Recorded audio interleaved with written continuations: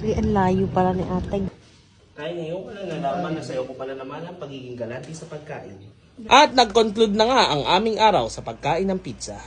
Greetings mga brad! Anong balita sa inyo? Samahan nyo naman kami ngayon na maggala. Pero hindi lang basta-basta gala dahil bibisitahin natin ngayon yung aming mga kamag-anak na namayapa na.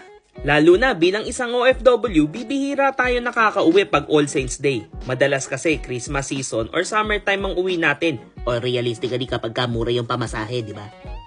Anyway, ang target destination nga pala namin ngayon ay Arayat, Pampanga para bisitahin yung lolo at pinsan ko. Then San Leonardo Nueva Ecija naman para sa tito at tita ko.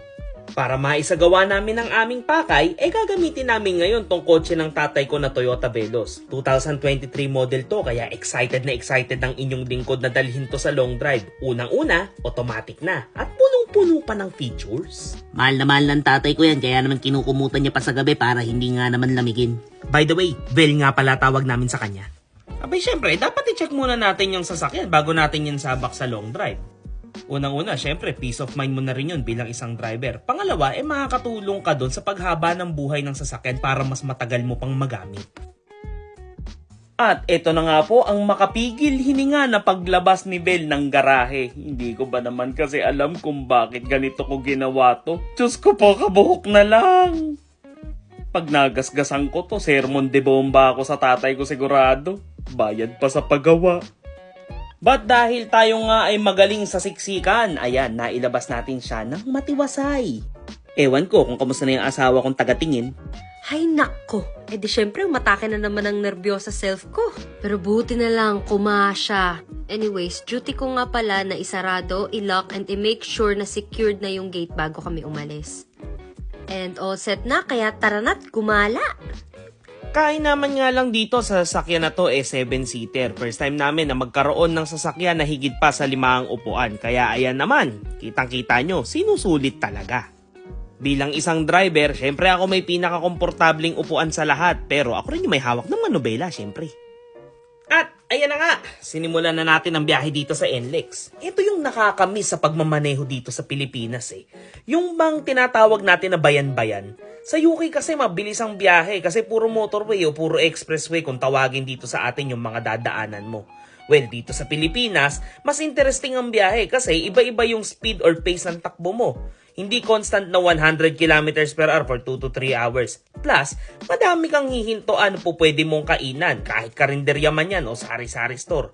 Hindi tulad sa UK, isang stopover na lang every 30 to 50 kilometers. Tapos, puro fast food lang at gasolinahan ang meron. Uy, hindi ako sa nagre-reklamo ha. Ang sinasabi ko lang, yun yung difference ng UK sa Pilipinas. Nagre-reklamo ka eh. Kung kesa kumukomento ka dyan, ikaw kaya magmaneho dito. Sure, anyway.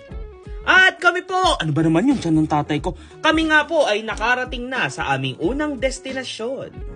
Etong senaryo na to, talagang ibinabalik ako sa pagkabata ko. Dati kasi taon-taon lagi kami nagpupunta dito. Although malaki na yung pinagbago, syempre yung kinatitirikan ng mga kamag-anak ko, nandun pa rin naman. By the way, fun fact, pangalawang beses na nakarating dito ng misis ko. Pero yung bayo ko, first time pa lang. So technically, ipapakilala namin siya dun sa lolo ko. Good luck sa'yo, Gabriel. Ito naman, first meeting nga lang, tinakot mo pa. Pero, hindi kita kaya gayahin. Hey, tama na, nandiyan si mama, kami ingay. Siyempre, nagsimula na kaming magdasal. Tumahimik lang muna kami sandali at ayan po yung lolo ko. Pati na rin pinsan ko. At nagtulos kami ng kandila led by my lovely sister. Nasinindihan naman ni Botchog. Buddy Johnson. I mean, ang pinakapogi kong kapatid. Uy, malaki na katawan yan. Sabi ko nga, ako pala yung Botchog. Kaya ngayon ko lang nalaman na sa'yo ko pala naman ang pagiging galante sa pagkain. At matapos ang konting kwentuhan, konting reminisce, konting history, naglakad na kami pabalik sa sasakyan para bumiyahe na at maghanap ng makakainan. Nakakagutom din kayang bumiyahe ng bumiyahe. Tama, kain na tayo. Kanina pa ako gutom dito sa likod eh. Habang naghahanap tayo ng makakainan, ayan tingnan nyo muna yung mga nadaanan namin. Nung bata talaga ako, akala ko barko yan na na-stuck dyan. And Arco Shot, Nueva Ecija, the rice granary of the Philippines. But at last, kain na! Syempre, saan pa ba tayo kakain kundi sa pambansang stopover ng mga Pilipino? Doon tayo sa bida ang saya. Pero honestly, sobrang na-miss talaga namin ni Mr. to kasi walang Jollibee na malapit sa amin dito sa UK. Puro nasa malayo pa, so sasadyain talaga. Ang problema, wala naman kaming time kasi busy sa work. Pag may time naman, mas gusto naming magpahinga na lang. Kaya dito lang talaga sa Pilipinas kami nakakakain ng mga ganito. Pero eto na talaga, gutom na talaga kami kaya kakain na kami. Nawalan nga kasi ng After naming maitaob ang bakit, eto na't babiyahin na ulit kami papunta ng San Leonardo, Nueva Ecija. Ready na ang lahat kaya tara G! Technically, second time ko pa lang dito. Pero since itong Nueva Ecija ay birthplace ng aking pinakamagandang mother-in-law, talaga namang suking-suki sila Mr. dito mapa-reunion, fiesta, or kahit simpleng pagbisita lang. And since dito na din yung naging final resting place ni na Tito at Tita, mas may dahilan pa kami para laging pumunta dito. Besides, hindi naman matatawaran ng experience ng long drive, lalo na pag pasahero ka lang. And finally, after almost 1 hour ng biyahe, nakadating na rin tayo. Second destination, San Leonardo Public Cemetery. Para bisitahin ang aking tita at tito. Bakit parang ka-boses ko si Gas Abelgas? Ito ang Soko. Huy, ikaw ang kulit-kulit mo pag ikaw kinurot ni tita dyan, ha? Ito na nga, behave na nga, diba? Well, tulad ng ginawa namin kanina, syempre, nagdasal kami. At higit sa lahat, ang main purpose naman talaga namin para ipakilala sa tito-tita ko, etong bayaw ko. Kaya 1, 2, 3, smile. Part na rin siguro sa pag-alaala natin sa mga namayapa nating kamag-anak yung mag-playback ng mga naging memories nyo nung nabubuhay pa sila. Tama. Isama mo na din yung mga bagay na naituro nila sa'yo, pati na din yung mga ugali na namana mo sa kanila. At dahil nakapagpaalam na tayo kina tito at tita, nakapag-alay na din ng dasal, syempre, uwian na! Medyo mahaba-haba pa nga rin pala yung lalakbayin natin pa uwi. Mahigit 2 hours pa, kaya meron na kaming mga drinks and snacks dito sa loob ng sasakyan na pwede naming mainom at makain kapag ka nagutom kami. Pero syempre, nasa Nueva Ecija na rin lang tayo. Stop over muna dito sa palengke para bumili ng burong kanin. Kung ang Korea ay may kimchi, ang mga Novo Ecijano ay may burong kanin. Tinatanong nyo ba kung anong lasa nito? Teka, ipapa-explain ko sa mister ko kung anong lasa niya.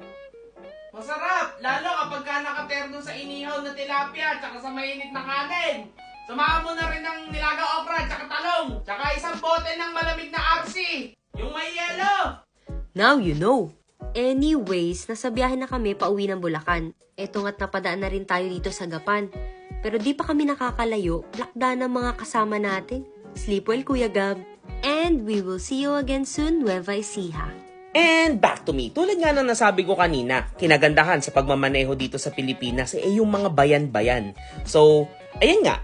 Matapos naming mag-Nueva Ecija, pasok na kami ng Bulacan. Although sa Bulacan din kami nakatira, hindi lang basta-basta yung biyahe. Marami ka pang bayan na dadaanan. And sa mga bayan-bayan na to, natutuwa ako sa paiba-iba ng speed ng takbo ng sasakyan. Kasi parang feeling ko mas nagiging interactive yung pagmamaneho. And after ilang oras, nakauwi na rin tayo sa ating bahay. At nag-conclude na nga ang aming araw sa pagkain ng pizza. Bow. Sponsored by my mister na sobrang galante kung bumili ng pagkain. Eh di ba nga sabi ni Mami nagmana ako kay tatay? And that concludes our vlog. Thank you sa pagsama sa road trip namin. And of course, salamat sa panonood. Bye-bye!